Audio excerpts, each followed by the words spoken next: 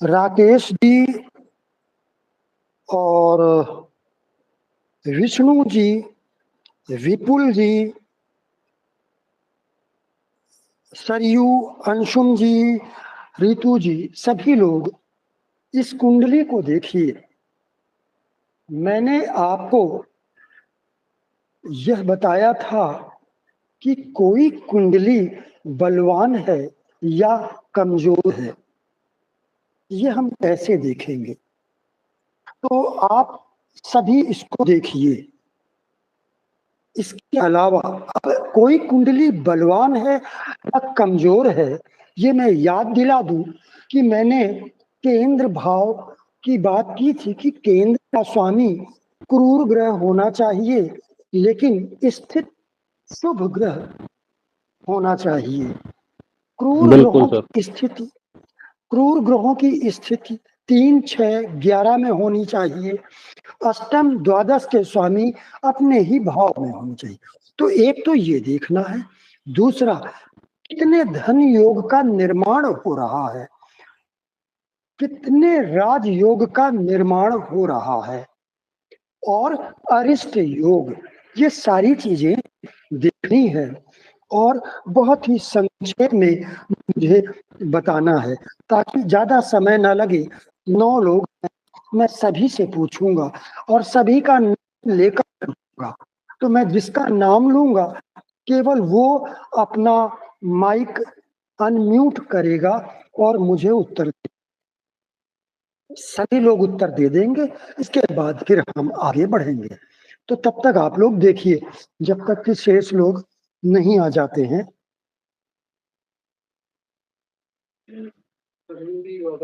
सरयू भी चली गई अभी। अभी करीबन 6 लोग हैं। कौन आया? हाँ? कौन आया? राजा जी आए हैं। अच्छा अच्छा, अभी सुमित तो नहीं आया और मनीष मनीष। नहीं।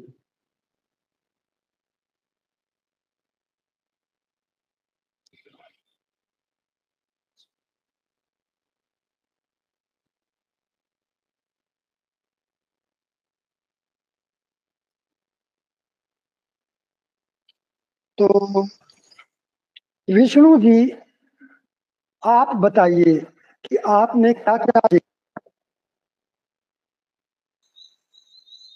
प्रणाम आचार्य श्री। प्रणाम। इसके बताइए मुझे। जी, इस पत्रिका के अनुसार कर्मेश जो चंद्रमा है वो केंद्र का स्वामी होकर त्रिकोण में बैठा है, तो ये अच्छा संबंध इस पत्रिका में बनता है। लेकिन वो अपने भाव से अष्टम भाव में षडाष्टक योग बनाकर भी बैठा है, तो कर्म भाव में कभी ना कभी जब चंद्रमा की दशा रहेगी या गोचर में चंद्रमा कमजोर रहेगा तो कर्म भाव में उथल पुथल हल्की फुल्की देगा। लेकिन केंद्र का संबंध त्रिकोण से होकर ये अच्छा संबंध इस पत्रिका में बनता है। और साथ ही धन सप्तमेश और कर्मेश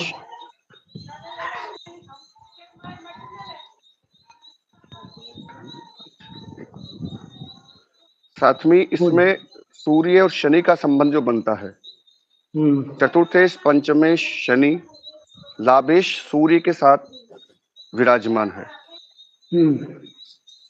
ये पंचम से पंचम है और चतुर्थ से चतुर्थ है। और साथ में लाभेश सूर्य के साथ होने से ये भी इस पत्रिका के अनुसार धन योग अच्छा बनाता है जी। क्योंकि मंगल जो द्वितीयेश और सप्तमेश है जो व्यापार का स्वामी है, सप्तम भाव व्यापार का होता है जो आपने बताया था, जी। इनका संबंध भी सूर्य और शनि से बन रहा है, तो ये अच्छा धन योग बन रहा है। लेकिन ये सूर्य शनि जो अष्टम में विराजमान है तो कहीं ना कहीं व्यापार में इनको धन का फंसना ऐसा योग भी इंगित करता है। जी ठीक है, बहुत अच्छा बताया आपने। अब विपुल जी आप बताइए।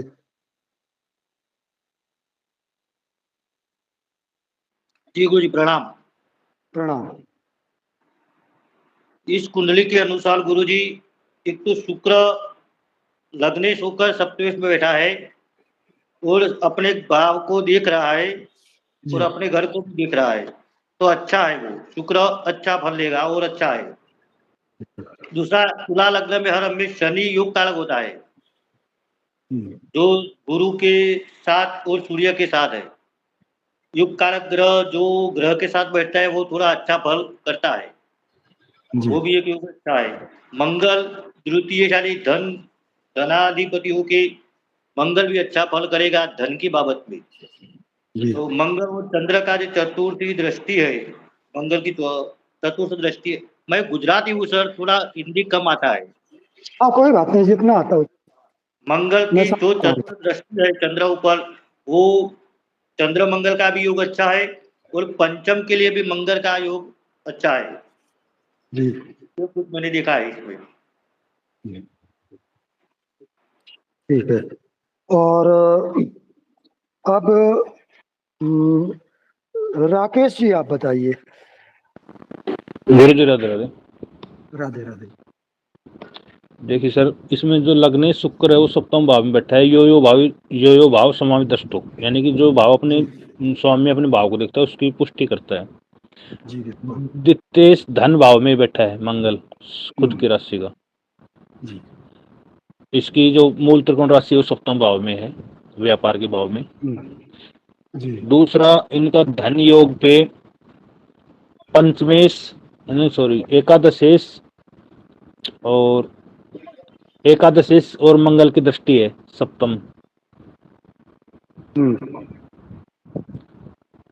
बिल्कुल। और चतुर्थ पंचमेश का योग है वो अष्टम भाव में गया है, थोड़ा पीड़ित है शनि का। और भाग्य भाव में बुध की, अपने खुद की स्वयं की राशि में बैठा है बुध राहु के साथ, जो जड़ी योग बना रहा है। जी और ठीक है। हाँ रितु जी आप बताइए। प्रणाम गुरु जी। प्रणाम। हाँ जी। एक तो सर मतलब इनका मतलब जो देश है वो सप्तम भाव में और शुक्र है, तो एक तो ये मतलब शुक्र होंगे थोड़े, और दूसरा लव मैरिज के भी चांस दिखा रहा है। शुक्र सप्तम भाव में आ गया और मतलब खुद के भाव को देख रहा है। एक हमारा बुध जो है वो शव राशि में बैठ के भाग्य भाव में है।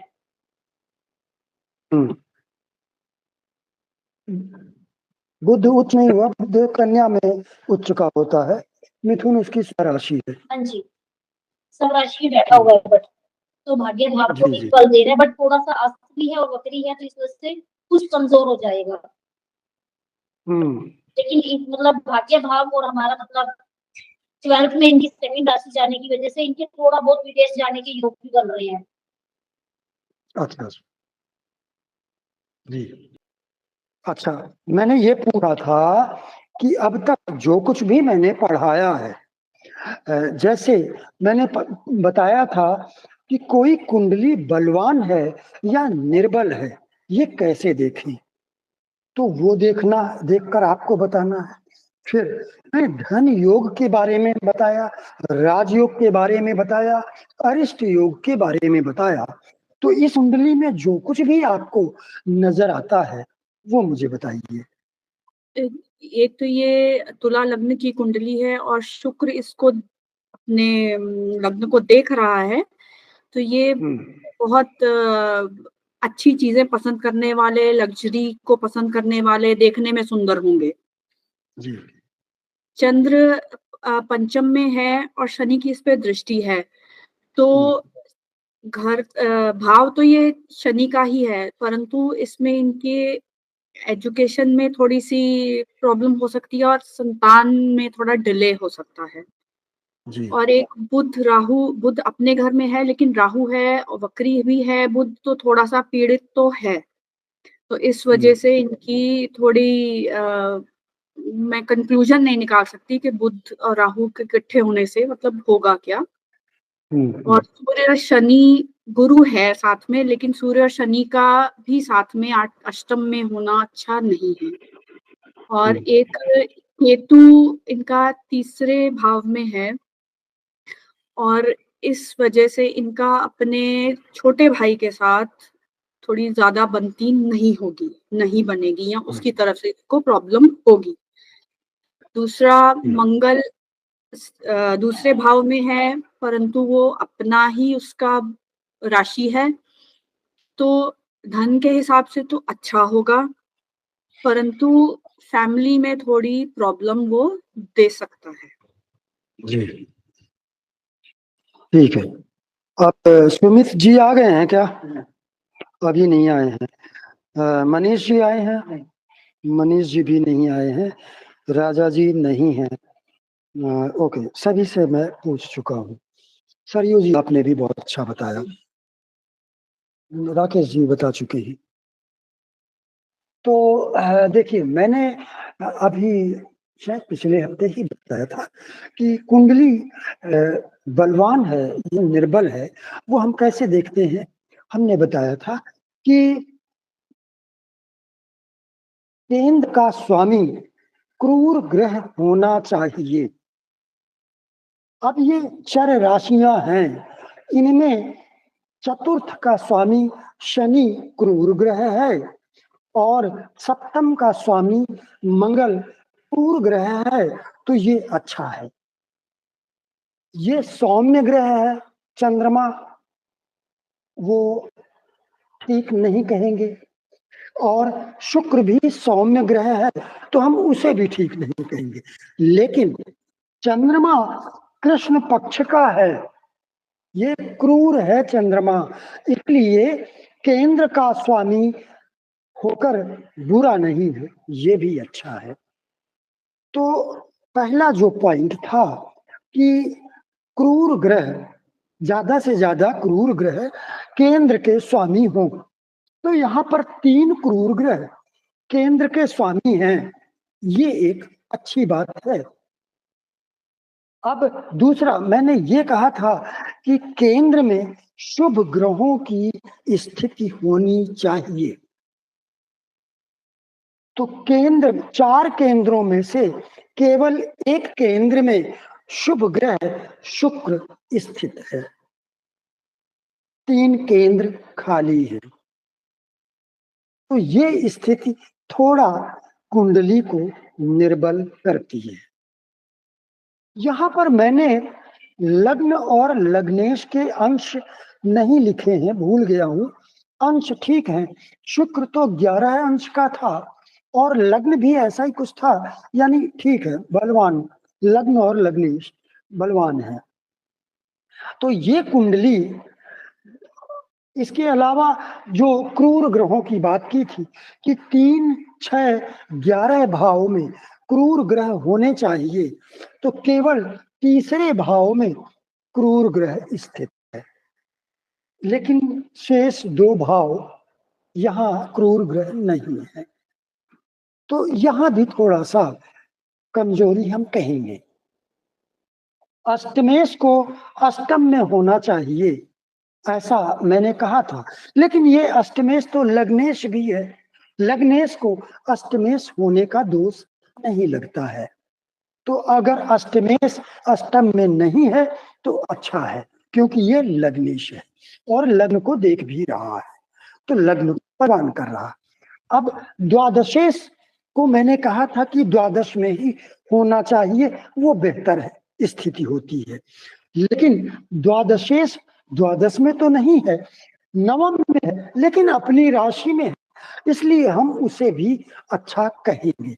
तो यहाँ पर हमने ये देखा कि अगर हम ओवरऑल कुंडली की बात करें कि कुंडली कितनी बलवान और कितनी निर्बल है, तो हम ये देखते हैं कि 70% कुंडली बलवान है, 30% कमजोर है। अब दूसरे बात में आते हैं। हमने धन योग की बात की थी, तो धन योग कौन कौन से बन रहे हैं, कई लोगों ने बताया है। धन योग मैंने बताया था ये सेकंड हाउस, 11th हाउस और त्रिकोण यानी 1, 5, 9 ये त्रिकोण।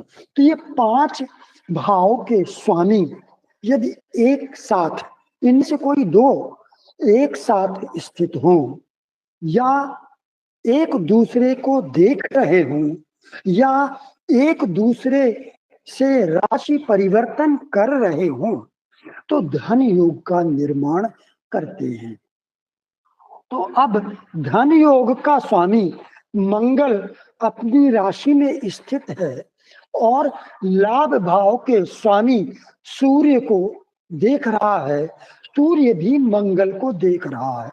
तो पहला धन योग तो ये बन गया। अब दूसरा लग्न, लग्न का स्वामी किसी से कोई युति या योग, दृष्टि परिवर्तन या राशि पर परिवर्तन ये कुछ भी नहीं बना रहा है। बस ये है कि अपने लग्न को देख रहा है तो लग्न बलवान है। पंचम भाव की हम बात कर लेते। शनि, शनि का संबंध एकादशेश सूर्य के साथ में है तो ये एक धन योग बना।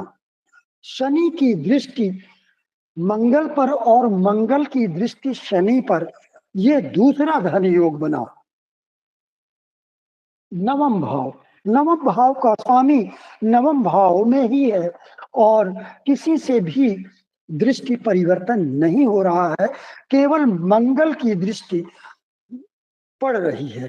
तो हम इसे धन योग पूरा तो नहीं कह सकते क्योंकि बुध की दृष्टि मंगल पर नहीं है, आंशिक आप कह सकते हैं।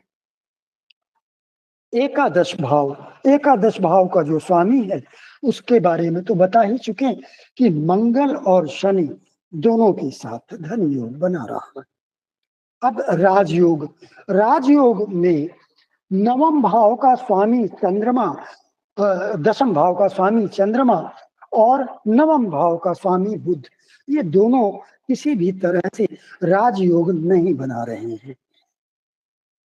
चतुर्थेश पंचमेश दोनों ही एक ही ग्रह है शनि, तो शनि अकेला ही राजयोग कारक ग्रह बन जाता है। तो शनि राजयोग कारक ग्रह है।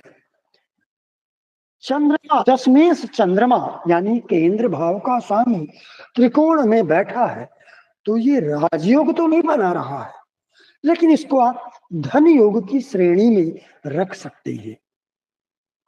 और चंद्र मंगल की युति भी मैंने कहीं आपको बताया था कि चंद्र मंगल की युति भी धन योग का निर्माण करती है। तो यहाँ पर युति तो नहीं है, मंगल की दृष्टि है, चंद्रमा की दृष्टि नहीं है, तो यहाँ भी हम आंशिक धन योग कह सकते हैं। लेकिन ये धन योग अच्छा है कि दशमेश पंचम में बैठा है। अरिष्ट योग, अरिष्ट योग के लिए मैंने क्या कहा था कि सबसे पहले उस भाव पर ध्यान दीजिए जिस भाव में 2 या 2 से ज्यादा ग्रह हो, या उस भाव पर ध्यान दीजिए जिस भाव पर 2 या 2 से ज्यादा ग्रहों की दृष्टि हो। हालांकि एक ग्रह भी, क्रूर ग्रह, अशुभ ग्रह, एक ग्रह भी नुकसान करता है, हानि करता है, लेकिन वो कम करता है। लेकिन अगर 2 ग्रह मिलकर किसी ग्रह या किसी भाव की हानि कर रहे हैं, पीड़ित कर रहे हैं, तो वह हानि बड़ी होगी। और अगर 3 ग्रह ऐसा कर रहे हो तो ज्यादा बड़ी हो जाएगी। तो यहाँ पर हम देखते हैं कि अष्टम भाव, अष्टम भाव में 3 ग्रह स्थित हैं। उनमें से 2 तो क्रूर ग्रह हैं, सूर्य और शनि, और ये दोनों आपस में घोर शत्रु भी हैं, नैसर्गिक शत्रु हैं और इस कुंडली में तात्कालिक शत्रु भी हैं। मैंने आपको तात्कालिक मित्रता और शत्रुता के बारे में बताया था कि किसी ग्रह से द्वितीय तृतीय चतुर्थ भाव के स्वामी मित्र होते हैं, और इसी तरह से पीछे भी द्वादश, एकादश और दशम भाव के स्वामी मित्र होते हैं। लेकिन अगर उसी भाव में कोई ग्रह बैठ जाता है या इनके अलावा, यानी कि द्वितीय तृतीय चतुर्थ को छोड़ दीजिए, फिर यहां से तो ये पंचम, षष्ठ, सप्तम, अष्टम, नवम ये शत्रु हो जाते हैं। तो अब शनि से सूर्य को अगर हम देखते हैं तो एक तो ये नैसर्गिक शत्रु है, और फिर यहां से हम देखते हैं तो यहां से तो ये मित्र बन गया। तो जब शत्रु, नैसर्गिक शत्रु तात्कालिक मित्र बन जाए तो हम उसको सम कहेंगे। लेकिन अब ये बैठ गया है साथ में, फिर शत्रु बन गया, तो अब ये शत्रु अति शत्रु हो गया। एक तो नैसर्गिक शत्रु था, अब साथ में बैठकर तात्कालिक शत्रु बन गया, तो अति शत्रु बन गया। इसके अलावा मंगल, तीसरा क्रूर ग्रह मंगल है जिसकी दृष्टि पड़ रही, यानी अष्टम भाव 3 क्रूर ग्रहों के प्रभाव से पीड़ित है, और गुरु भी पीड़ित ही कर रहा है, क्योंकि तुला लग्न में गुरु 2 अशुभ भाव का स्वामी बनता है। गुरु नैसर्गिक सौम्य ग्रह, सबसे शुभ ग्रह है, और गुरु यहाँ पर बहुत पीड़ित है। सबसे ज्यादा इन 4 ग्रहों में सबसे ज्यादा कौन सा ग्रह पीड़ित है, तो वो फर्स्ट नंबर में गुरु है, और गुरु छठे भाव का स्वामी। छठा भाव रोग का भाव है, अष्टम भाव दीर्घ रोग का भाव है, ये शत्रुता का भाव भी है, छठा भाव। और शत्रुता का कारक कौन है? मंगल है, मंगल की दृष्टि पड़ेगी। रोग का कारक शनि है, शनि तो साथ में ही प्रभाव डाल रहा है। तो अष्टम भाव दीर्घ रोग का भाव है, बड़े एक्सीडेंट का भाव है, षड्यंत्र का भाव है, मृत्यु का भाव है। तो अष्टम भाव बुरी तरह पीड़ित हो गया। अष्टमेश पीड़ित नहीं है, शुक्र केवल शत्रु राशि में स्थित है, बस इतनी सी बात है, शुक्र पीड़ित नहीं, लेकिन अष्टम भाव पीड़ित। और यहाँ पर सबसे ज्यादा पीड़ित गुरु है, जो सौम्य ग्रह होगा वो सबसे ज्यादा पीड़ित होता है। तो फर्स्ट नंबर में गुरु, फिर सेकंड नंबर में शनि है। शनि क्यों, मंगल क्यों नहीं? वो इसलिए कि क्रूर ग्रहों में सबसे ज्यादा क्रूर मंगल को माना जाता है। सबसे ज्यादा क्रूर मंगल ही होता है, जिसे हम आसमानी हत्यारा कहते हैं, उर्दू में जल्लादे फलक। मंगल सबसे ज्यादा क्रूर होता है, ये पहला कारण है। दूसरा कारण मैंने ये बताया था कि जो जितना ज्यादा शुभ ग्रह होगा, यदि वो अशुभ भाव में स्थित हो जाए और ज्यादा पीड़ित हो जाए, तो फिर वो सबसे ज्यादा बुरा फल देता है। तो उनमें गुरु पहले नंबर पर आता है। यदि गुरु चूंकि सबसे शुभ ग्रह है, तो यदि ये अशुभ भाव में स्थित हो और मार्केश के द्वारा पीड़ित हो जाए, तो गुरु सबसे प्रबल मार्केश बन जाता है। यदि अशुभ एवं क्रूर ग्रहों के द्वारा पीड़ित हो जाए, तो सबसे प्रबल क्रूर और हानि पहुंचाने वाला ग्रह बन जाता है। तो इसी तरह से जो ग्रह कुंडली में स्वामित्व से शुभ होगा, अब कौन सा ग्रह स्वामित्व से सबसे ज्यादा शुभ होता है? वो ग्रह जो राजयोग कारक होता है, क्योंकि वो केंद्र और त्रिकोण दोनों का स्वामी बन जाता है, तो वो राजयोग कारक ग्रह बन जाता है, शुभ हो जाता है।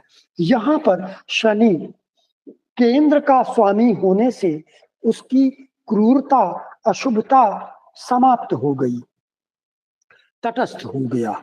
लेकिन फिर त्रिकोण का स्वामी बन जाने से ये शुभ हो गया।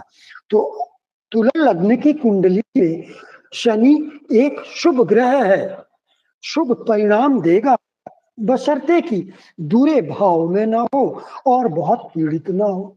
यहाँ ये बुरे भाव में बैठ गया, भले ही ये उसकी मित्र राशि हो।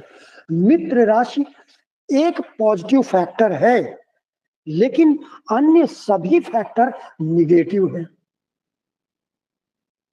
अष्टम भाव एक बुरा भाव है, पहला निगेटिव पॉइंट। दूसरा, सूर्य के द्वारा पीड़ित हो रहा है। तीसरा, मंगल के द्वारा पीड़ित हो रहा है। चौथा, गुरु के द्वारा पीड़ित हो रहा है। गुरु से भी पीड़ित होगा, क्योंकि गुरु यहाँ क्रूर और अशुभ ग्रह है, तो गुरु से भी पीड़ित होगा। तो एक बहुत ही शुभ ग्रह बहुत पीड़ित है, तो अब शनि बहुत बुरा फल करेगा। अब ये बात कि शनि बहुत बुरा फल करेगा, तो फिर ये प्रश्न उठेगा कि क्या राजयोग होने का कोई फल नहीं मिलेगा? मिलेगा। कमजोर तो बहुत हो गया, ये मिलेगा, लेकिन कम मिलेगा। और कब मिलेगा? जब शनि के मित्र की महादशा होगी और जो बहुत पीड़ित नहीं होगा, तब मिलेगा। अभी इनकी गुरु की महादशा चल रही है और शनि की अंतरदशा समाप्त हो चुकी है, तो गुरु में शनि ने इनको कोई अच्छे नहीं दिए होंगे। गुरु के बाद शनि की महादशा आएगी, तो शनि की महादशा आएगी। शनि तो बहुत पीड़ित है, तो जब शनि में शनि की अंतरदशा होगी तो शनि बुरे फल करेगा। लेकिन शनि में जब दूसरे मित्र ग्रहों की और अच्छे ग्रहों की अंतरदशा होगी, तो तब शनि अपने राजयोग के फल करेगा और इससे बेहतर फल अपनी दशा में, उससे बेहतर फल बुध की महादशा में करेगा शनि, क्योंकि बुध यहाँ पर केवल राहु और मंगल से पीड़ित है। तो राहु से पीड़ित हम नहीं कहेंगे, इसलिए कि बुध स्वराशि में स्थित है। केतु की खासियत ये है कि यदि वो किसी स्वराशि ग्रह के साथ स्थित हैं अथवा उच्च राशिस्थ ग्रह के साथ स्थित हैं, तो उस ग्रह के अनुरूप चलते हैं। तो यहाँ पर राहु बुध को ज्यादा पीड़ित नहीं कर सकता है, बुध के अनुसार चलेगा। तो लेकिन मंगल से पीड़ित है बुध, इतना कह सकते हैं। और बुध चूंकि नवम भाव सबसे शुभ त्रिकोण भाव है, भले ही बुध की मूल त्रिकोण राशि द्वादश भाव में पड़ रही हो। मैंने आपको बताया था कि ग्रह अपने मूल त्रिकोण राशि का फल ज्यादा करता है, लेकिन तब जबकि वो अपनी स्वराशि में स्थित हो तो फिर यहां के फल ज्यादा करेगा, मूल त्रिकोण के नहीं, क्योंकि अपनी राशि में स्थित हो गया है तो अब यहाँ के फल ज्यादा करेगा। अब ये कौन सा घर है, किस बात के लिए जाना जाता है? पिता के लिए। भाग्य भाव है, राज्य कृपा का भाव है, धर्म का भाव है। तो इन बातों के लिए अब बुध धर्म का कारक बुध भी है, बुध को विष्णु स्वरूप माना जाता है और ये नवम भाव भी धर्म का, दोनों सिमिलर। एक बात है धर्म, तो धर्म के मामले में तो ठीक है, लेकिन राहु तो राक्षस है। तो यहां पर धर्म के मामले में हम बहुत अच्छा तो नहीं कह सकते हैं, मीडियम हम कह सकते हैं कि चूंकि अपनी राशि में है, वक्री होने के कारण बलवान है, अस्त भी है लेकिन वक्री भी है, तो उसको हम बलवान ही कहेंगे। तो बुध का प्रभाव राहु पर रहेगा। तो राहु क्या है? कूटनीति का ग्रह है, तो धर्म के मामले में भी नीतियों का उपयोग करेगा ऐसा व्यक्ति, अधार्मिक नहीं होगा लेकिन नीतियों का प्रयोग करेगा। तो गुरु के बाद सेकंड नंबर में शनि बुरा करेगा, और शनि के बाद फिर मंगल। मंगल क्यों? सूर्य क्यों नहीं?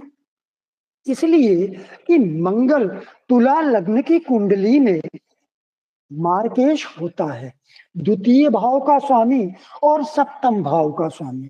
तो एक तो ये मार्केश हो गया, दूसरी इसकी बुराई ये है कि ये वक्री है, क्रूर ग्रह है और वक्री है। तीसरी बुराई ये है कि इस पर शनि की दृष्टि पड़ रही है, इसलिए ये मारक का कार्य करेगा। चौथे नंबर पर सूर्य। सूर्य चौथे नंबर पर क्यों आया? शनि यहां पर अस्त है, अस्त होने से कमजोर हो गया, मंगल के द्वारा पीड़ित हो गया तो और कमजोर हो गया। और सूर्य जब शनि यहां पर कमजोर हो गया तो इसका मतलब है कि सूर्य बलवान हो गया। अब षडबल देख लीजिए, ये षडबल लिखा है मैंने, सूर्य को 1 नंबर मिला, यानी 7 ग्रहों में सबसे बलवान ग्रह सूर्य है, और शनि को 3 नंबर मिला है, मंगल को 2 नंबर मिला है। तो जैसा अभी मैं बताता आ रहा हूं, गुरु को भी देख लीजिए 7 नंबर, सबसे कमजोर ग्रह। तो जो अभी मैंने आपको बताया वो यहां भी स्पष्ट हो रहा है। तो इसलिए सबसे कम कमजोर ग्रह कौन हुआ? सूर्य।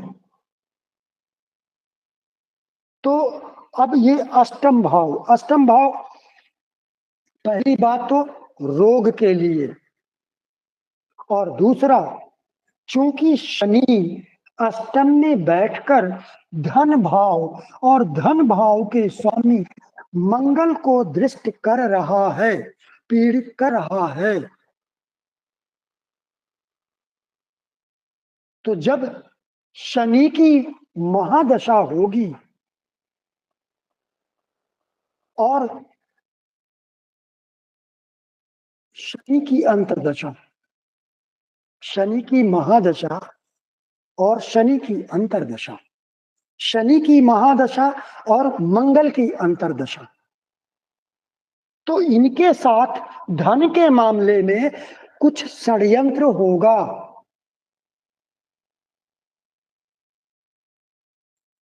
धन चोरी भी हो सकता है। चोरी का भाव कौन सा है? छठा भाव। छठे भाव का स्वामी गुरु बैठा और देख रहा है, और चोरी का कारक कौन है? मंगल स्वयं है। तो धन का चोरी होना, षड्यंत्र से धन की हानि होना, ये दर्शाता है। तो ये एक अरिष्ट योग। अब और क्या क्या देगा ये हम आगे डिटेल में समझेंगे, लेकिन एक बात बता देता हूं, सबसे ज्यादा बुरा क्या होगा? पंचम भाव। शनि पंचम भाव का स्वामी है, और पंचम भाव संतान का भाव है, बुद्धि विवेक का भाव है। तो बुद्धि विवेक तो अच्छी होगी, क्योंकि दशमेश चंद्रमा स्थित है, मंगल की दृष्टि भी है। मंगल एक तार्किक ग्रह है, तो बुद्धि विवेक तो ठीक होगी, लेकिन शारीरिक अंग के मामले में और रिश्ते के मामले में बुरा होगा। क्यों? क्योंकि पंचमेश शनि अष्टम भाव में स्थित है, संतान की मृत्यु दर्शाता है, गर्भ की हानि दर्शाता है। ये मेल की कुंडली है, मेल की कुंडली है, तो हम गर्भ हानि जैसा शब्द तो नहीं कहेंगे, संतान की मृत्यु कह सकते हैं, क्योंकि शनि बहुत बुरी तरह पीड़ित है, पंचम भाव बहुत बुरी तरह पीड़ित है, शनि की दृष्टि भी है और मंगल की दृष्टि भी है। शनि और मंगल दोनों की दृष्टि है। मंगल मारणात्मक ग्रह है, तो संतान के लिए खराब है, पेट के लिए भी खराब होगा। मेल की कुंडली है, पेट के लिए भी खराब होगा, क्योंकि शनि की दृष्टि है, मंगल की दृष्टि है। पेट का कारक गुरु है, वो बुरी तरह पीड़ित है, और काल पुरुष की कुंडली में पंचम भाव का स्वामी सूर्य होता है, सूर्य भी पीड़ित है। तो पेट से संबंधित समस्याएं निश्चित रूप से होंगी। इसके अलावा हृदय से संबंधित समस्या भी हो सकती है। क्यों?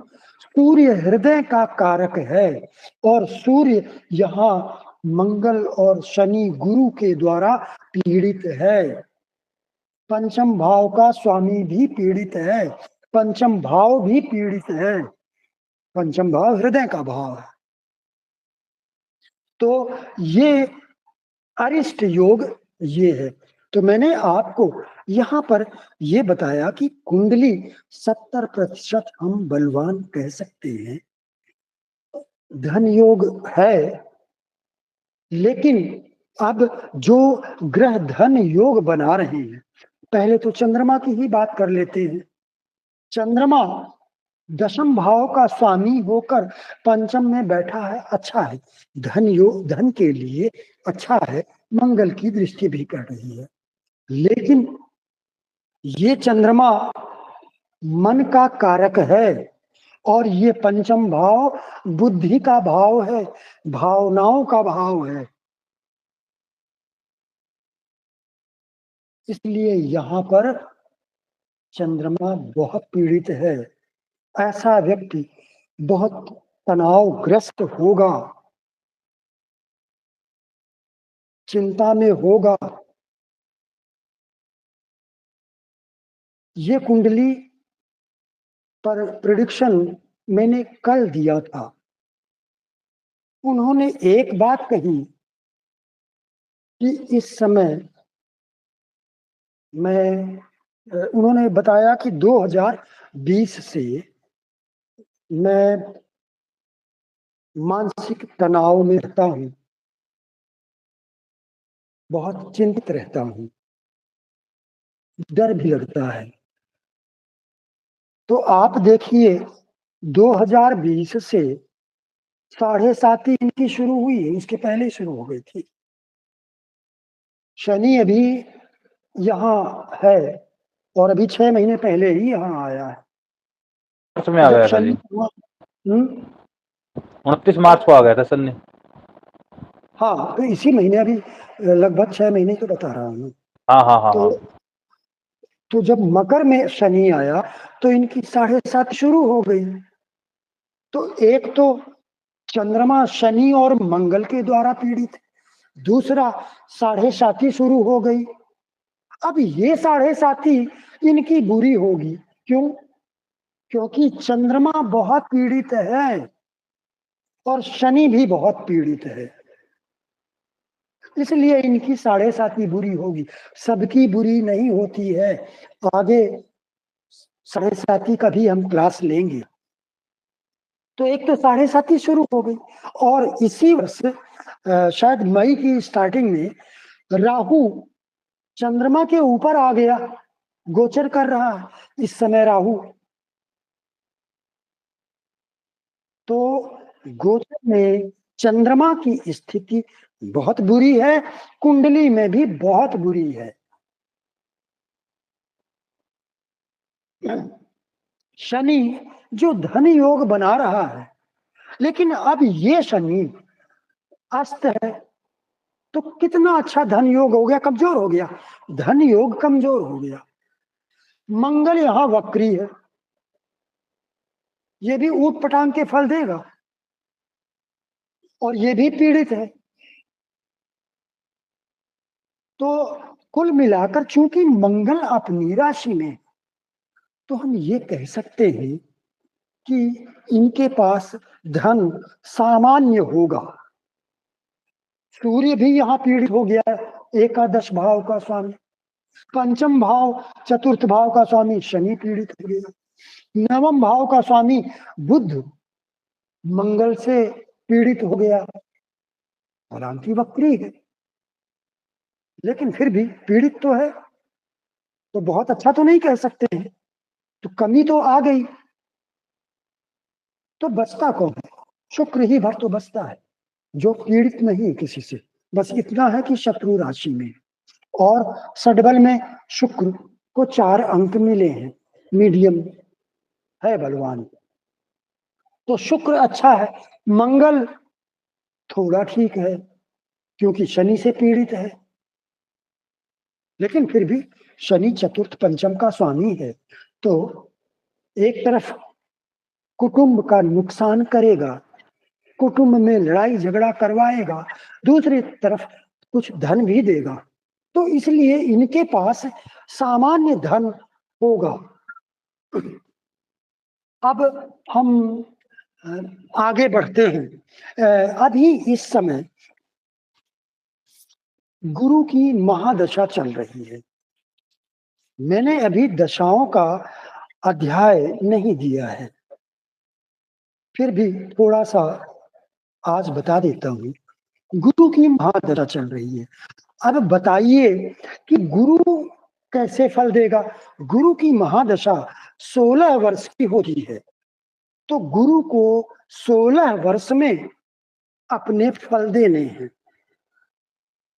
तो गुरु कैसे फल देगा? एक जो महादशा, मैंने आपको ये बताया है कि प्रमुख फल अंतरदशा नाथ के होते हैं और फिर प्रत्यंतर दशानाथ।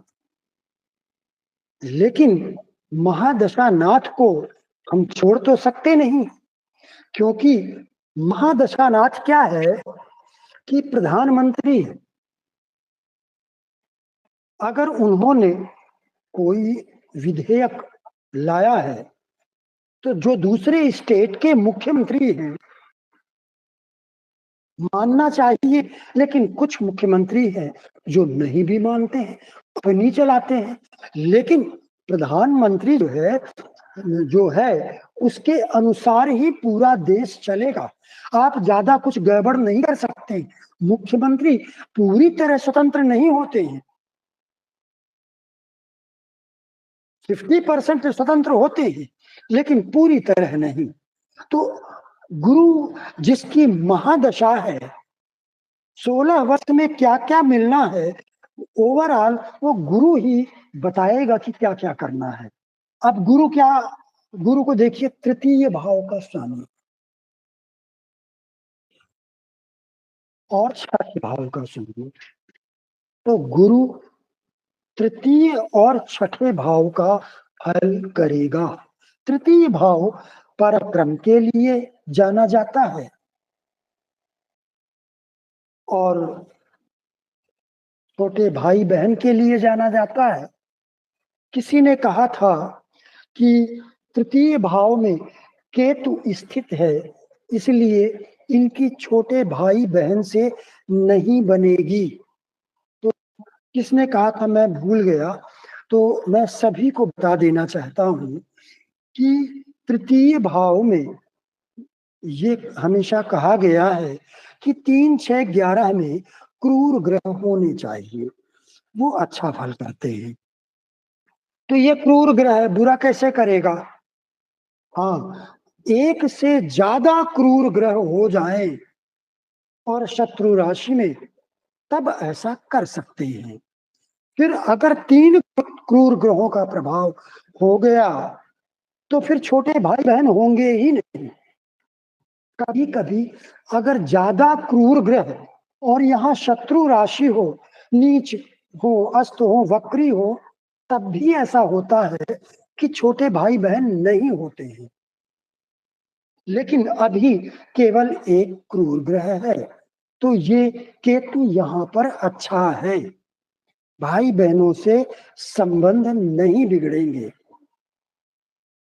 तो तृतीय भाव पराक्रम के लिए है, भाई बहनों के लिए है। और छठा भाव ये थोड़ा ज्यादा बुरा, ज्यादा क्रूर भाव भी है। छठा भाव चोरी का है, रोग का है, चोट का है। तो गुरु के जो दोनों स्वामित्व हैं वो बुरे हैं, और बैठा है अष्टम भाव में, फिर बुरे भाव में बैठा है। और शनि मंगल के द्वारा पीड़ित भी है, सूर्य के द्वारा अस्त भी है। अब यहां गुरु कमजोर हो गया, शनि और मंगल से पीड़ित हो गया। तो गुरु के जो कारकत्व हैं उनसे संबंधित भी बुरा फल करेगा। क्या? संतान, पहला कारकत्व है संतान। और क्या है? ज्ञान है। इन चीजों का कारकत्व है। तो गुरु की महादशा में और गुरु काल पुरुष की कुंडली में धर्म भाव का स्वामी भी बनता है और द्वादश भाव में बनता है, बैठा है अष्टम भाव में। अब धर्म के मामले में, आध्यात्म के मामले में ये अच्छा फल करेगा। क्यों? जब इतना पीड़ित है और 2 बुरे भाव का स्वामी भी है, तब गुरु धर्म का कारक है। काल पुरुष की कुंडली में भी धर्म भाव का स्वामी बनता है और मोक्ष भाव का स्वामी बनता है। अष्टम भाव आध्यात्म त्रिकोण है। मैंने आपको बताया था 4, 8, 12 ये 3 भाव आध्यात्म त्रिकोण कहलाते हैं। शनि वैराग्य का कारक है। तो यहां पर जब शनि की महादशा होगी और गुरु की अंतरदशा, तो ऐसे व्यक्ति के अंदर धर्म के प्रति रुझान, जागरूकता, वैराग्य की भावना आएगी। तो धर्म के मामले में तो अच्छा करेगा, लेकिन रोग देगा गुरु। रोग यहाँ पर गुरु देगा। तो अब क्या क्या फल करेगा गुरु अपनी महादशा में? एक तो धर्म का मैंने बताया, अच्छा फल करेगा। अच्छा, इसकी जो दृष्टि है वो द्वादश भाव पर भी है। द्वादश भाव को मोक्ष त्रिकोण तो कहा ही जाता है, इसे मंदिर का भाव भी कहते हैं, क्योंकि नवम भाव धर्म का भाव है और ये धर्म से चतुर्थ भाव यानी धर्म का घर। तो धर्म का घर क्या हुआ? मंदिर। गुरु की दृष्टि द्वादश भाव पर है। गुरु की दृष्टि चूंकि धन का कारक है, धन भाव के स्वामी और धन भाव पर गुरु की दृष्टि भी है, तो गुरु धन भी देगा थोड़ा। पीड़ित है, अस्त है, दो बुरे भाव का स्वामी है, लेकिन फिर भी अपने कारकत्व तो नहीं छोड़ सकता। तो जब भी अब गुरु में किसी जैसे मंगल की अंतर्दशा आ गई या चंद्रमा की अंतर्दशा आ गई, सूर्य की अंतर्दशा आ गई, तो ये धन भी देगा। इसके अलावा नौवीं दृष्टि चतुर्थ भाव पर पड़ रही है। चतुर्थ भाव का स्वामी अष्टम में पीड़ित है। गुरु की दृष्टि चतुर्थ भाव पर है,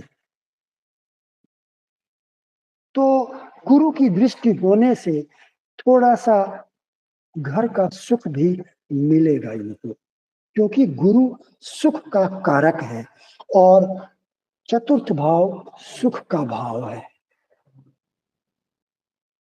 तो इतने तरह के फल गुरु अपने 16 वर्ष में देगा। अब केवल इतने ही तरह के फल नहीं है। अभी इस लड़के का बर्थ है 2001 का, ये जून 2001 का, और ये 25 चल रहा है, तो 24 वर्ष का ये हो चुका है। अभी इसका विवाह नहीं हुआ है। तो संतान की बात हम क्या करें, लेकिन अगर विवाह हुआ तो गुरु विवाह के लिए कैसा, चलिए देखते हैं। गुरु विवाह का भाव सप्तम है और गुरु सप्तम से द्वादश भाव का स्वामी है और नवम भाव, सप्तम से नवम और द्वादश भाव का स्वामी है, और द्वितीय सप्तम से द्वितीय भाव में अस्त है, पीड़ित है, तो विवाह के लिए ये बुरे फल करेगा। अब संतान, चलिए विवाह हो गया, अब संतान के लिए क्या, तो गुरु संतान के लिए एकादशेश, पंचम भाव से एकादशेश और द्वितीयेश है।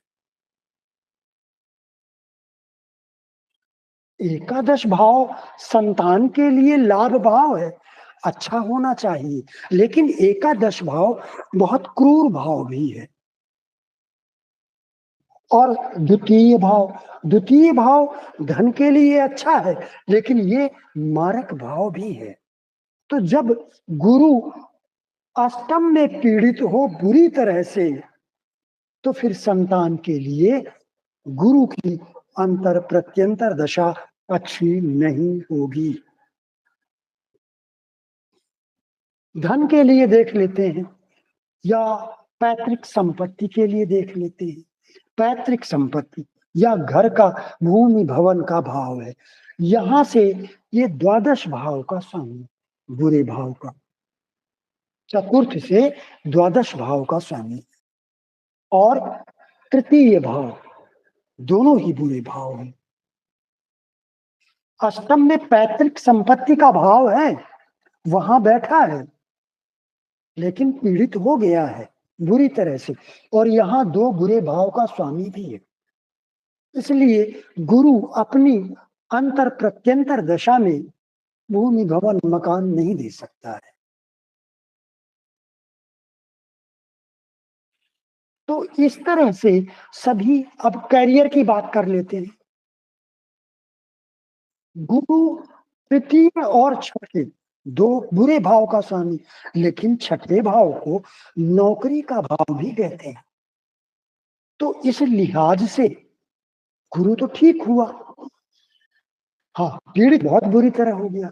लेकिन अब दशम भाव से देखिए, अभी तो हमने लग्न से देखा, अब दशम भाव से देखिए, तो दशम भाव से ये छठा भाव कहलाता है। छठा भाव अभाव का भाव है, संघर्ष का भाव है, नौकरी का तो है ही, संघर्ष का भी। और ये जो छठ है दशम से भाग्य भाव, नवम भाव है, ये अच्छा है। लग्न से बुरा है लेकिन दशम से अच्छा है। तो अब क्या करेंगे? तो ये कैरियर और बैठा कहां पर है? दशम से एकादश में अच्छा भाव है, लेकिन लग्न से अष्टम बहुत बुरा भाव। तो हम लग्न से ये छठा भाव और अष्टम भाव, ये दोनों बहुत बुरे भाव हैं। और फिर तब जबकि गुरु कमजोर हो जाए और दो दो ग्रहों से पीड़ित हो जाए, तो फिर हम इसे दशम से लाभ भाव में बैठा है ऐसा नहीं सोचेंगे। दशम से भाग्य भाव का स्वामी है, नवम भाव का स्वामी है, ऐसा नहीं सोचेंगे। हम केवल अब लग्न से सोचेंगे कि ये तृतीय, षष्ठ और अष्टम का संबंध है, तो कैरियर के लिए अच्छा नहीं है। तो अभी मैंने एक ग्रह के बारे में बताया। एक ग्रह सब का संबंध पूरे 12 भावों से किसी ना किसी रूप में होता है, किसी ना किसी रूप में होता है। मैंने बताया कि कोई भी ग्रह 6 तरह के फल करता है।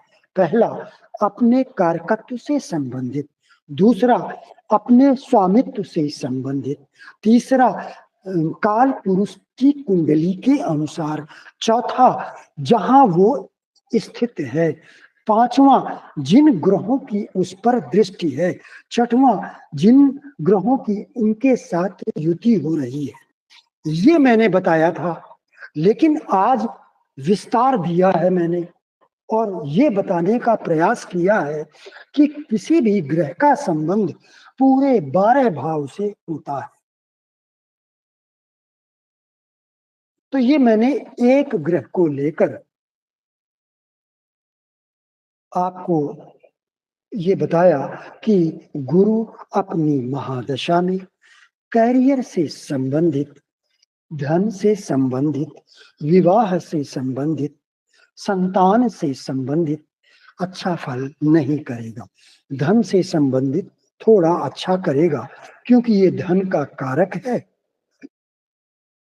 और काल पुरुष की कुंडली में नवम भाव का स्वामी भी होता है, इसकी दृष्टि धन भाव पर भी है, धन भाव के स्वामी पर भी है, तो इसलिए थोड़ा धन देगा, अन्य बातों के लिए अच्छा नहीं है।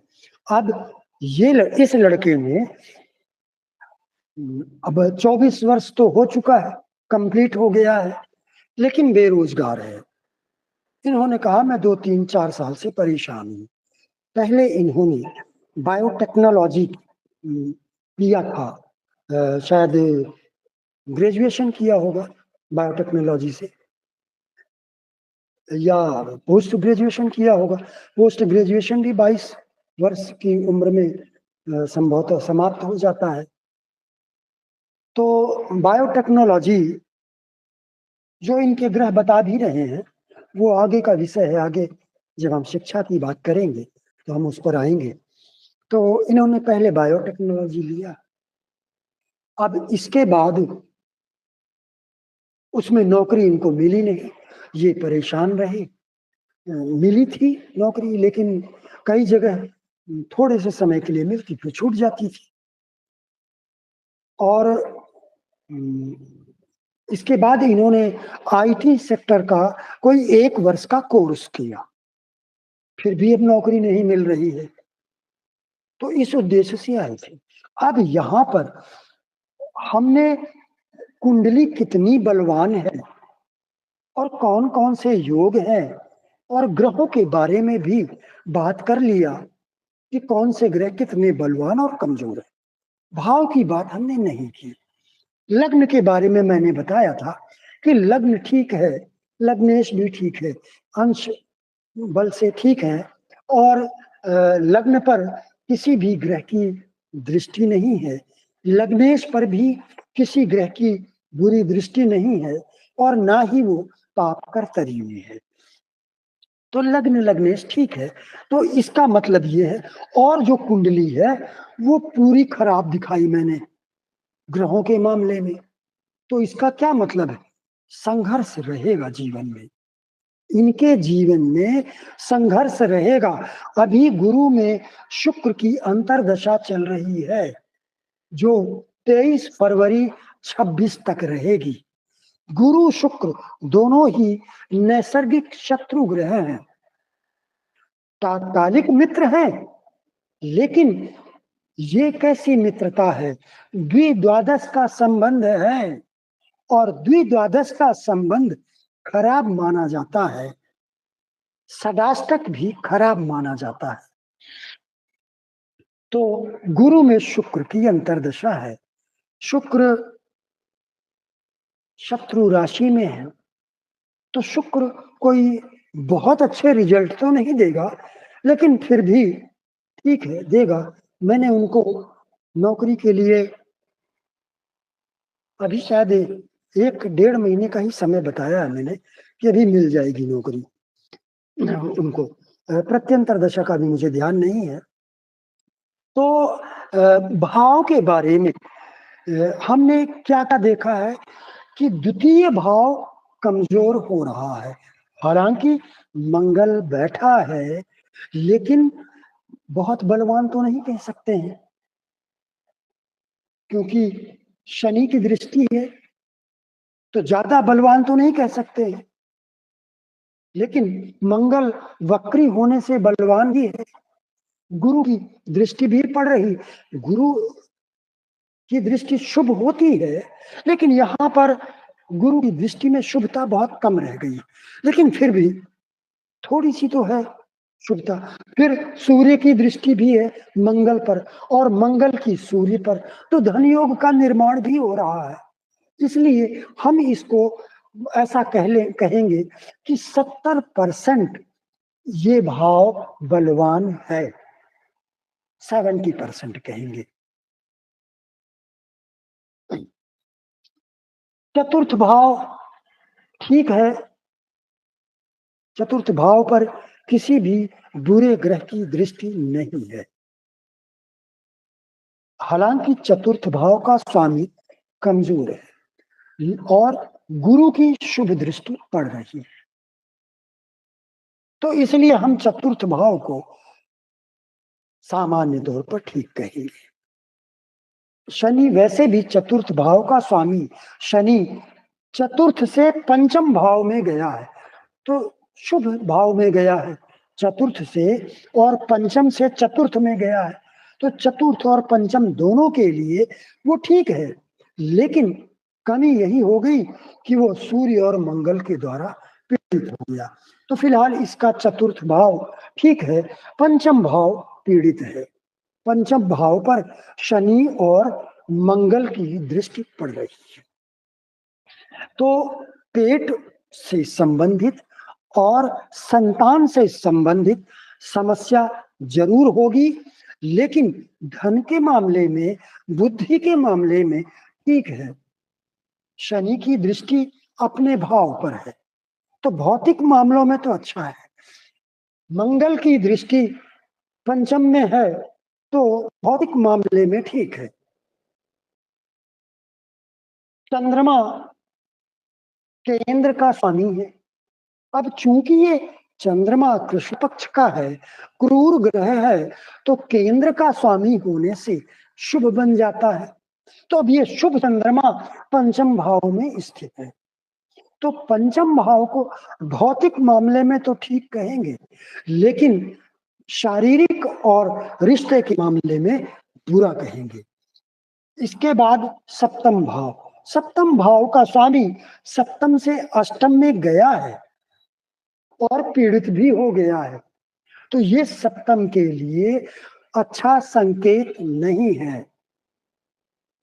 शुक्र शत्रु राशि में बैठा है, हालांकि शुक्र लग्नेश है, बहुत ही शुभ ग्रह है, तो लग्नेश यहाँ बैठने से सप्तम भाव को शुभता प्रदान कर रहा है, लेकिन स्वयं शत्रु राशि में होने से थोड़ा दुखी भी हो रहा है।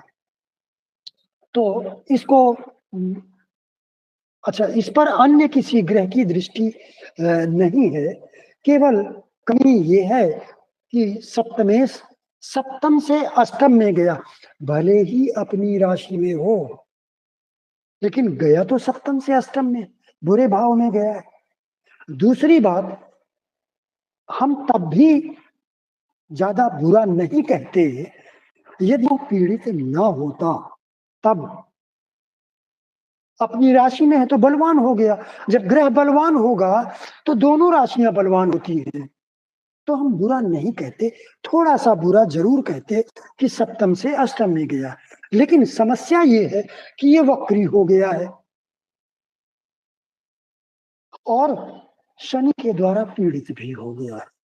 अब देखिए, आपको याद होगा मैंने वक्री ग्रहों के बारे में आपको बताया था और एक सूत्र दिया था कि अगर सप्तमेश वक्री हो जाए या सप्तम में वक्री ग्रह स्थित हो तो 90% मामलों में विवाह में विलंब होता है।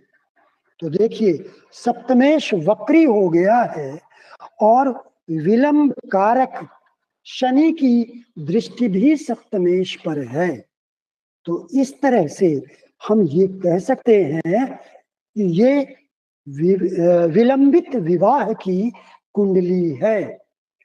अब अष्टम भाव बहुत पीड़ित हो गया है, इसके बाद उसकी तो हम चर्चा कर चुके।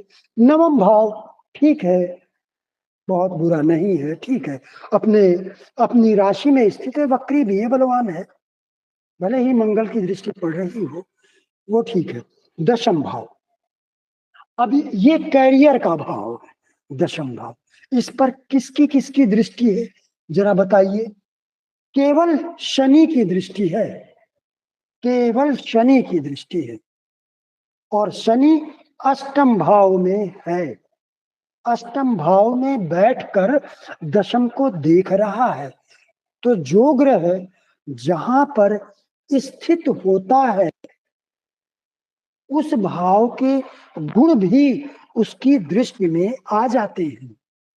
तो शनि अष्टम में बैठकर देख रहा है, इसलिए अष्टम भाव के प्रभाव को लेकर शनि काम करेगा। अष्टम का प्रभाव क्या है? करियर के संबंध में अवरोध उत्पन्न करना, नौकरी व्यापार में अवरोध उत्पन्न करना।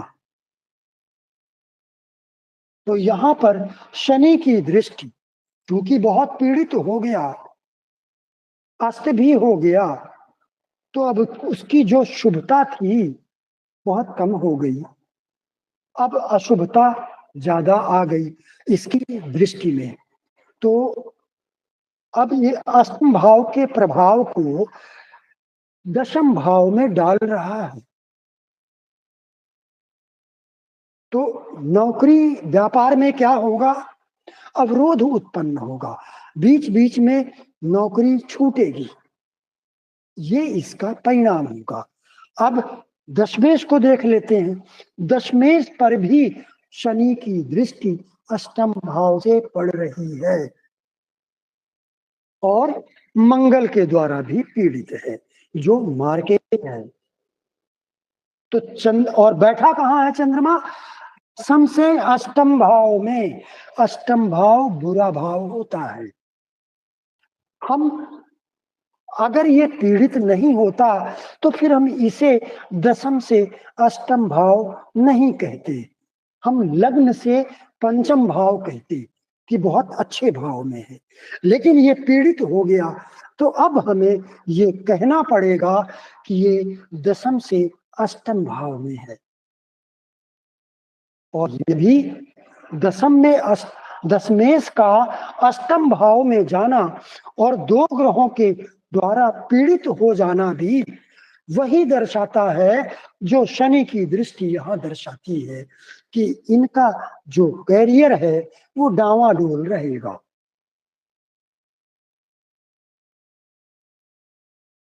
और इस समय गुरु की महादशा चल रही है। गुरु की महादशा में इनका जो कैरियर है वो अच्छा नहीं होगा।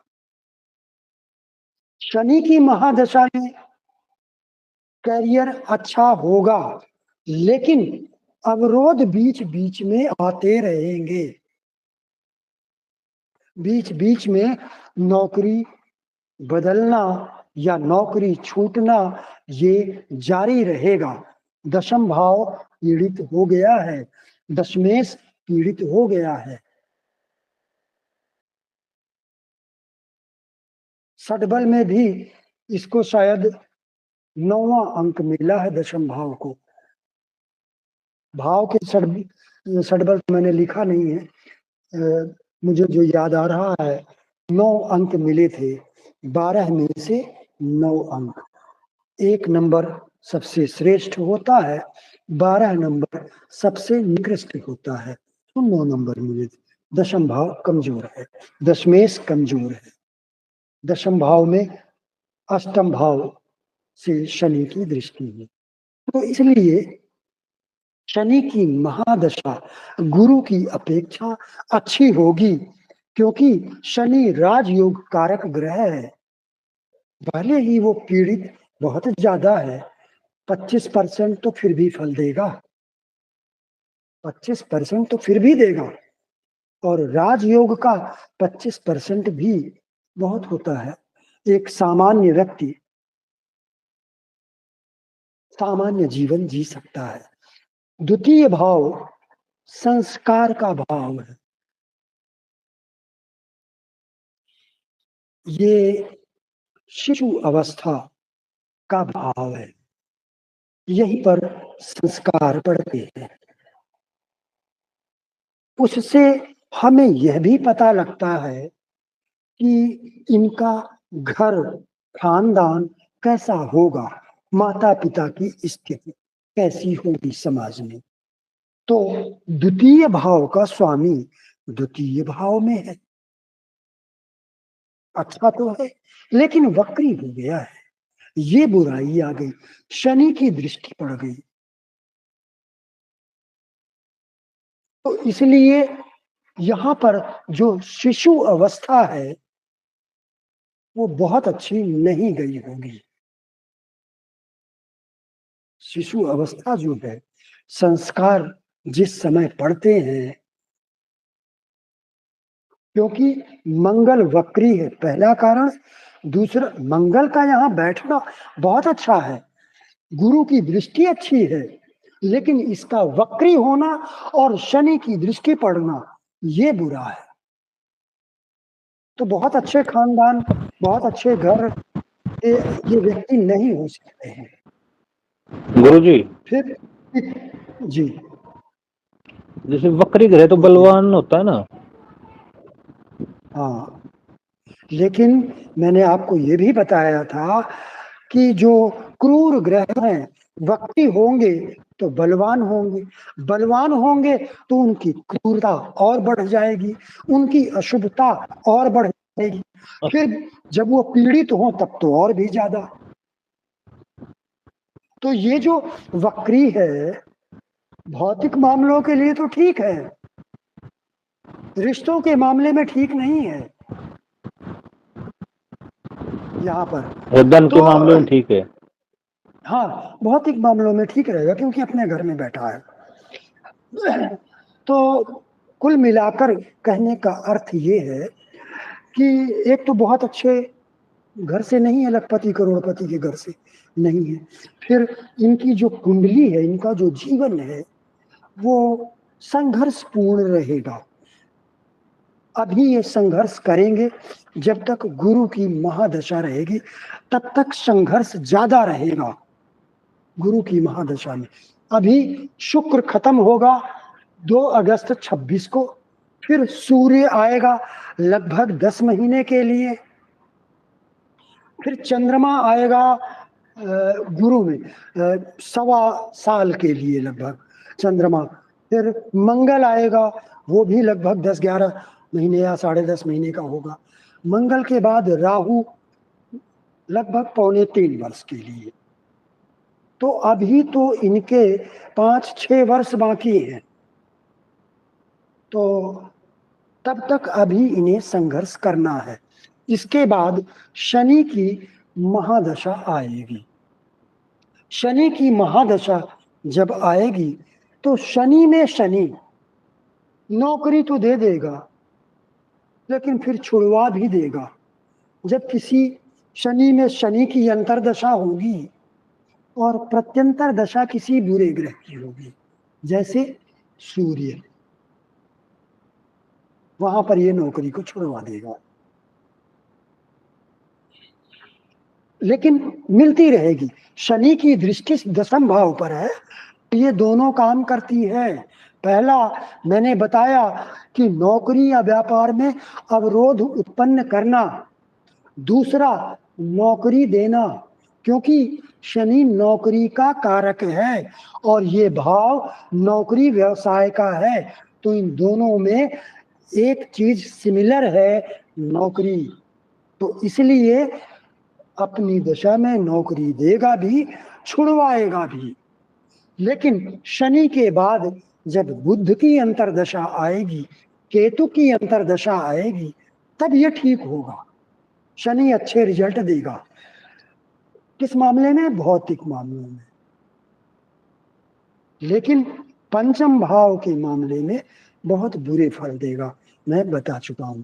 इन्हें मैंने वो नहीं बताया है, क्योंकि किसी को डरवाना अभी से अच्छा नहीं होता है। तो आप लोगों को तो सिखाना है, इसलिए बता रहा हूं मैं। अब मुझे उम्मीद है कि ये कुंडली का विश्लेषण पूरा हो चुका है। एक छोटा सा सब्जेक्ट बचा है, वो भी बता देता हूं। लेकिन पहले आप लोग बताइए कि किसके समझ में नहीं आया।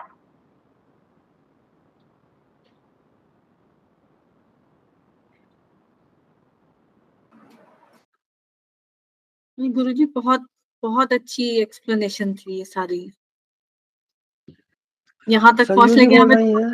जी, पता नहीं सर। कितना टाइम लगेगा। जी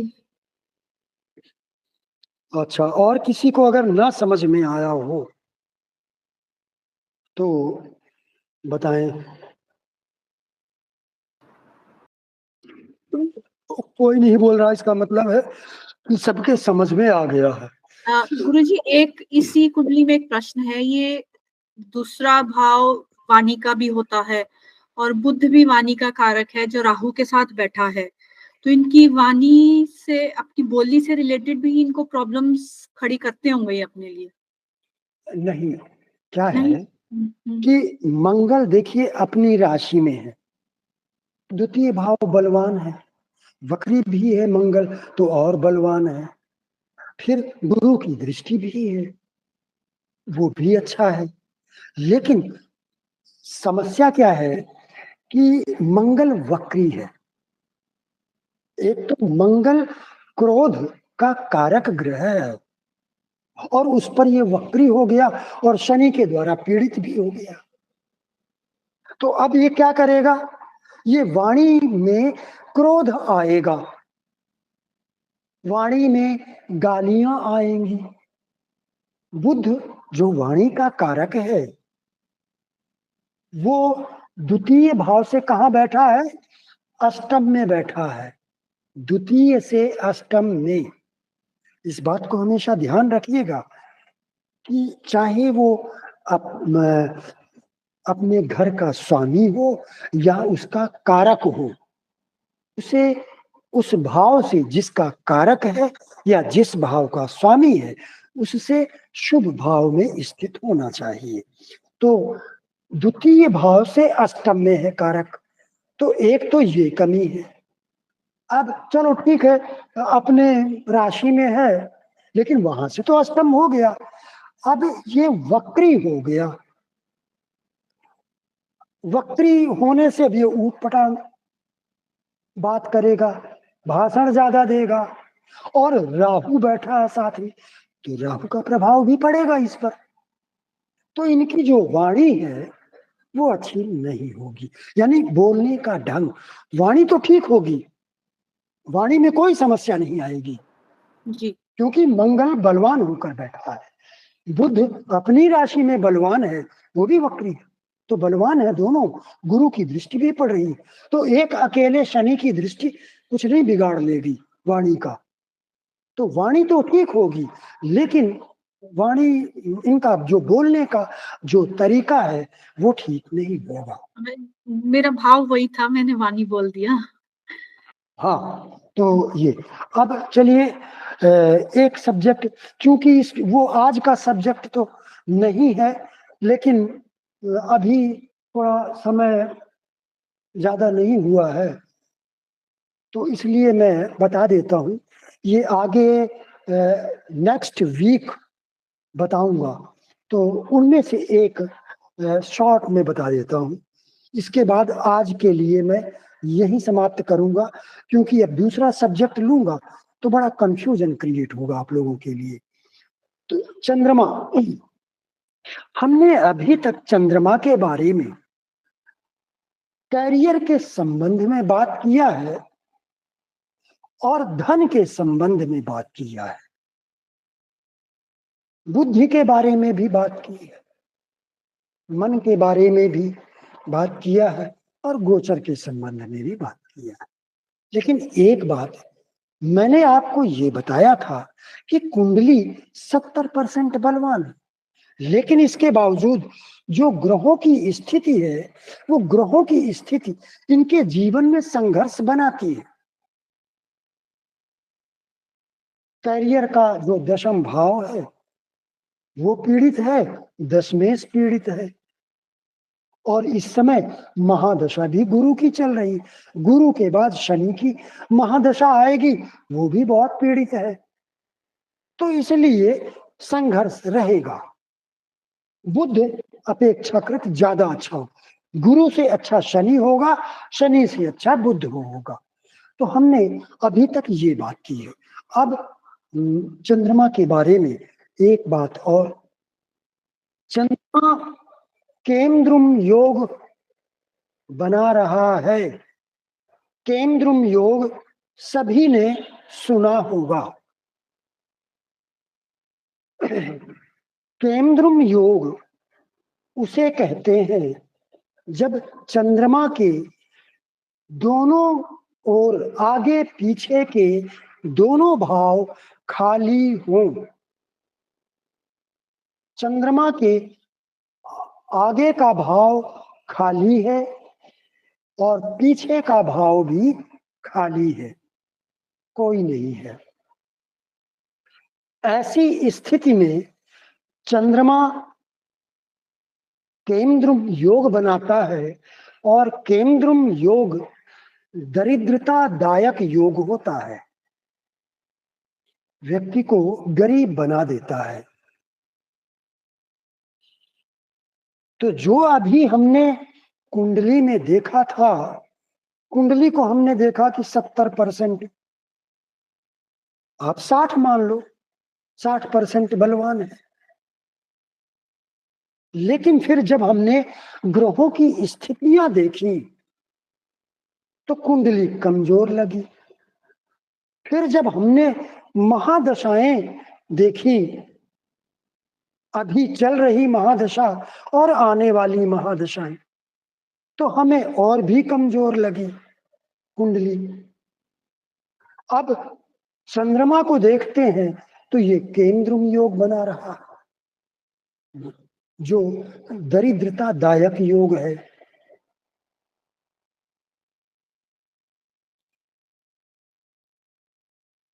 दरिद्रतादायक योग इसे इसलिए कहा जाता है कि चंद्रमा मन है और मन को कोई ना कोई सहारा चाहिए। आप अभी बैठे हैं, मुझे आप 5 मिनट बिना किसी विचार के बैठकर दिखाइए। 5 मिनट आपके दिमाग में कोई भी विचार नहीं होना चाहिए। आंखें भी बंद कर लीजिए, कुछ भी नहीं देखना है। आप ऐसा नहीं कर पाएंगे। अगर आप 5 मिनट कोई विचार ना करें तो गहरे ध्यान की अवस्था में पहुंच जाएंगे, निर्वाण प्राप्त हो जाएगा आपको। तो यानी कि बिना विचारों के, बिना तस्वीर के, बिना बातों के मन रह ही नहीं सकता है, मन मर जाएगा। इसलिए इस योग को केंद्र योग कहा गया है, जो दरिद्रतादायक है। चंद्रमा के अगल बगल या साथ में कोई ना कोई ग्रह होना चाहिए, भले ही वो बुरा ग्रह ही क्यों ना हो, लेकिन कोई ना कोई सहारा मन को चाहिए। यहाँ कोई सहारा नहीं है तो मन अकेला हो गया। अकेला मन कमजोर हो जाता है और ज्यादा समय तक अकेला रह गया तो मर भी जाता है, जिसको निर्वाण कहते हैं। तो चंद्रमा मन के अलावा स्वयं में एक लग्न है, और लग्न के कारकत्व क्या है? लग्न का कारकत्व है शरीर, आयु, धन, मान सम्मान, ये सब लग्न के कारकत्व। तो जब चंद्रमा कमजोर हो गया केंद्रम योग लगने से, तो चंद्र कुंडली बिल्कुल कमजोर हो गई, लग्न कमजोर हो गया बिल्कुल। तो जब लग्न ही कमजोर हो गया तो फिर धन कहां से मिलेगा, मान सम्मान कैसे मिलेगा, मानसिक स्वास्थ्य कैसे मिलेगा? चंद्रमा मन है, इसलिए मानसिक स्वास्थ्य की ज्यादा बात करेंगे। शारीरिक स्वास्थ्य के लिए लग्न देखेंगे।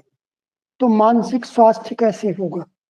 अच्छा, तो इसलिए केंद्रम योग को दरिद्रतादायक योग कहा जाता है। लेकिन केंद्रम योग किसी कुंडली में विद्यमान है तो उसको देखकर यह नहीं कह देना चाहिए कि अब आपका कुछ नहीं हो सकता है, आप दरिद्र ही रहेंगे। नहीं, एक ग्रह पर आप निर्णय कैसे दे सकते हैं? अंतिम निर्णय आप एक ग्रह पर कैसे दे सकते हैं? पूरे 9 ग्रहों को देखना चाहिए, 12 भावों को देखना चाहिए, फिर दशाओं को देखना चाहिए, तब जाके कंक्लूजन निकलेगा। प्लस माइनस करने के बाद तब हम कहेंगे अब इस कुंडली में, जबकि यह स्पष्ट हो गया था कि जीवन में संघर्ष रहेगा, लेकिन कुछ धन इनके पास रहेगा, सामान्य जीवन ये जी सकेंगे, लेकिन संघर्ष चलता रहेगा, ऐसा मैंने कहा था। अब उसमें एक निगेटिव पॉइंट और जुड़ गया है, चंद्रमा का केंद्रम योग। तो ऐसी स्थिति में जो हमने कहा था कि धन तो रहेगा, धन के पक्ष में कुछ माइनस पॉइंट और कुछ प्लस पॉइंट बताए थे, प्लस पॉइंट थोड़ा ज्यादा थे, तो अब वो प्लस पॉइंट और कम हो गए। तो ऐसी स्थिति में आप किसी की कुंडली देखते हैं तो ये सारी चीजें आपको देखनी चाहिए। ऐसा नहीं कि देख लिया फेसबुक में, जिसे लोगों ने मच्छी बाजार बना दिया है, यूट्यूब में भी ऐसा ही है। मैं स्वयं को सर्वश्रेष्ठ कहने की कोशिश नहीं कर रहा हूं, मैं केवल यह बताने का प्रयास कर रहा हूं कि लोग ऐसा करते हैं। उन्होंने देखा केंद्रुम योग है तो कह दिया आप दरिद्र होंगे, ऐसा नहीं है। अन्य योग भी देखने होंगे, दशाएं भी देखनी होंगी, तब निर्णय देना है। अब ये कुंडली तो हमारे जो पंडित जी लोग हैं काल सर्प योग की भी बता देंगे। काल सर्प योग क्या है? राहु और केतु के मध्य में सारे ग्रह आ जाएं तो उसे काल सर्प दोष कहते हैं। लेकिन यहां मंगल तो बाहर है, बुध साथ में, इसके बावजूद हमारे पंडित जी लोग इसको काल सर्प योग बताएंगे। तो ऐसा नहीं करना, समझना है अच्छी तरह से। इसके बाद कंक्लूजन निकालने के बाद फिर आपको बोलना है। नेक्स्ट वीक पहला क्लास चंद्रमा से बनने वाले योग पर होगा। तो जो कुछ आज मैंने केंद्रुम योग के बारे में बताया है, मैं इस पर थोड़ा और आगे बताऊंगा केंद्रुम योग पर। इस कुंडली में तो चूंकि पीड़ित भी बहुत ज्यादा है तो ठीक नहीं है, तो संघर्ष है इनके जीवन में। कल की जो हमारी क्लास होगी वो काल सर्प योग पर होगी। कई बार मैंने बताया है कि काल सर्प योग एक मनगढ़ंत योग है जो 1978 के आसपास शुरू हुआ था। लोगों ने गढ़ा था, सृजन किया था, उसके पहले नहीं था। तो काल सर्प योग की हम चर्चा करेंगे। हमारे गुरुजी, प्रधानमंत्री, हाँ गुरुजी वैसे आपकी वीडियो बनाई हुई है वो डाल देना सर ग्रुप में, वो तो बहुत बढ़िया तरीके से समझा रखी है आपने। कौन सा वीडियो? काल सर्प दोष का। तो आप वो 33 खुद भी मिनट तो का जा वीडियो है सर।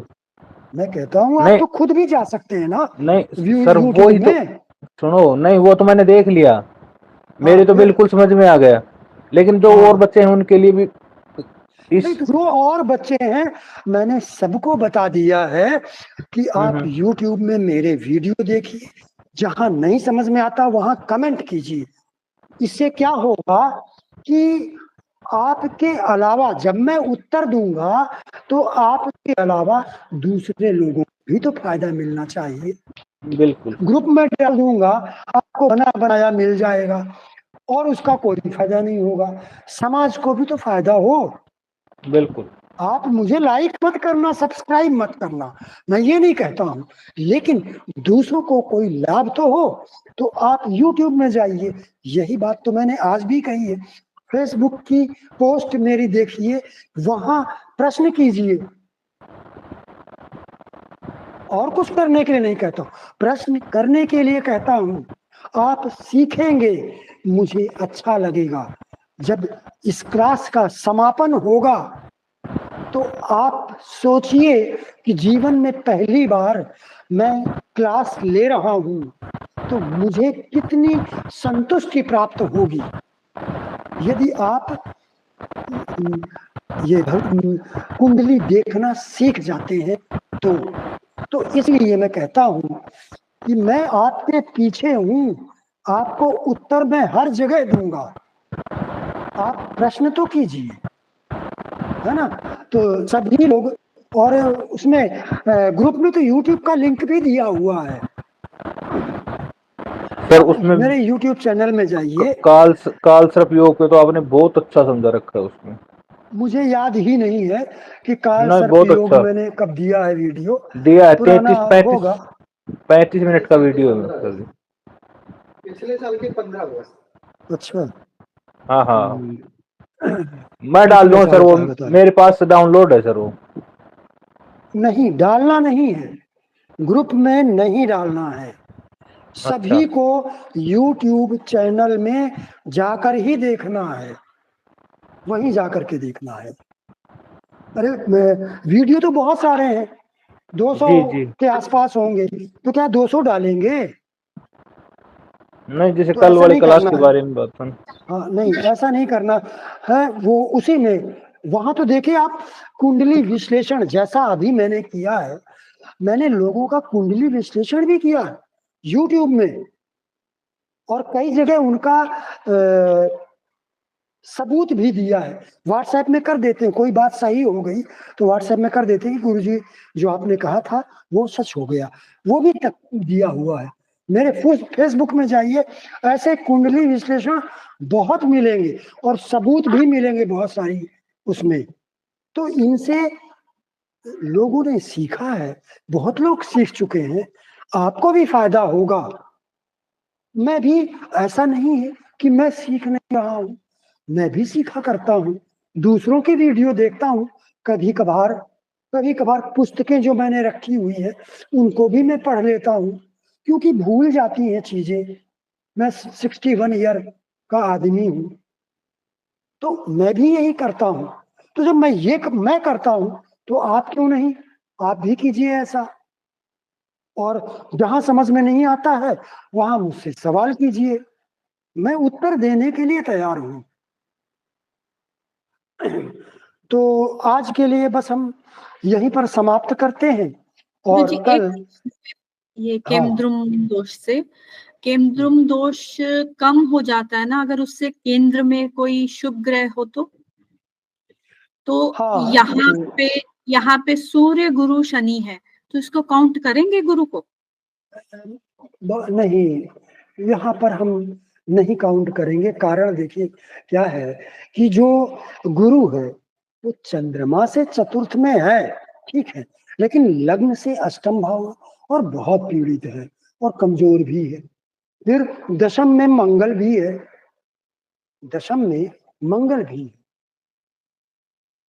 या तो यही तीनों ग्रह छठे भाव में आ जाते, छठा भाव भी बुरा भाव है, तो यहां अगर आ जाते तो फिर केंद्रुम दोष नहीं बनता। लेकिन ये केंद्र में है, ये है मंगल भी है केंद्र में, तो और स्थिति भी किसी की अच्छी नहीं है। मान लें कि अगर किसी ऐसी कुंडली में हो जिससे वो चंद्र से केंद्र में 3 ग्रह मान लीजिए हाँ, यही तो पड़े, अंतर पड़ता है, बिल्कुल पड़ता है।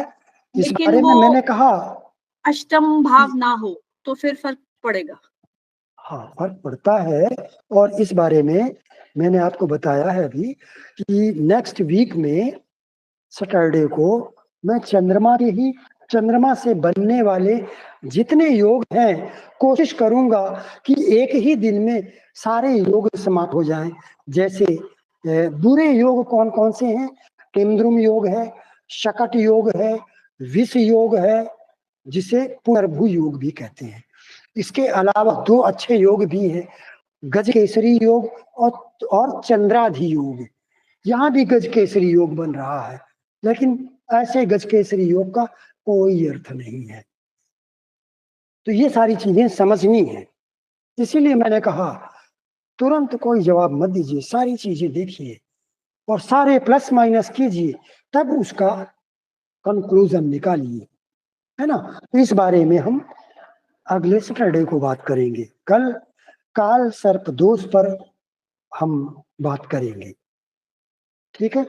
तो आज के लिए बस इतना ही, और अगर किसी के पास कोई प्रश्न है तो अभी भी पूछ सकते हैं, अभी भी 10-15 मिनट है।